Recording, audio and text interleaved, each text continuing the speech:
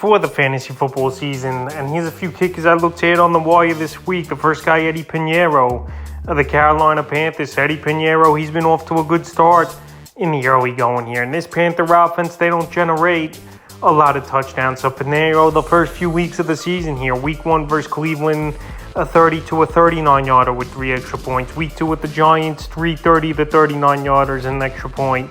And week 3 versus the Saints, he had a big fantasy day, 30 to a 39-yarder and 2 49-yarders with an extra point. So right here, week 4, they versus a mediocre Arizona Cardinal defense here.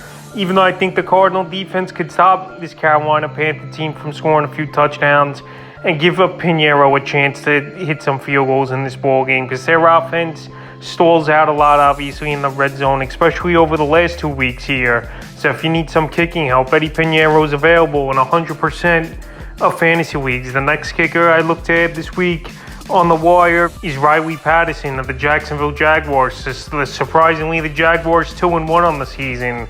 And Riley Patterson, he's had 2 double-digit fantasy days.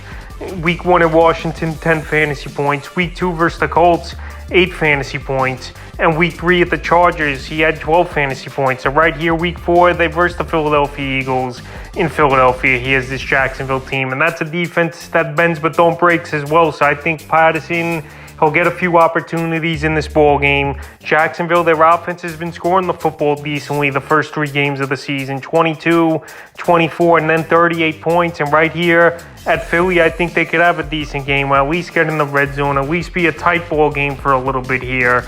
And Patterson's definitely a kicker that's worth adding on the wire, and he's available in 99% of fantasy leagues. The next kicker is Greg Zuerlein of the New York Jets. Greg the Leg, last season he wasn't that good with the Dallas Cowboys, so the Jets signed him up in the offseason, and so far he's had 2 great games and 1 bad game. Week 1 versus Baltimore, 1 fantasy point. Week 2 at Cleveland, 9 fantasy points. And week 3 versus Cincinnati, a monster ball game, 18 fantasy points with 2 40 to 49-yarders and 2 50-plus yarders in that one. So right here, week 4, Pittsburgh, I could see a little bit more of the same with Zuerlein is going to attempt 2 or 3 field goals. Zach Wilson should be back for this Jet offense. I don't know if it's a good or a bad thing. At least Flacco, he's been moving the football down the field a little bit. So right now, Greg Zuerlein, we know his best seasons for him were with the Rams. But right now, he's available in 98% of fantasy leagues. And after coming off a monster game with 18 fantasy points, he's definitely a guy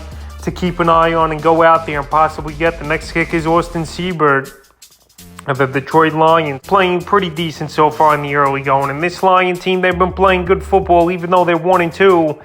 They've been in every game so far this season. Week 1 versus Philly, 5 fantasy points.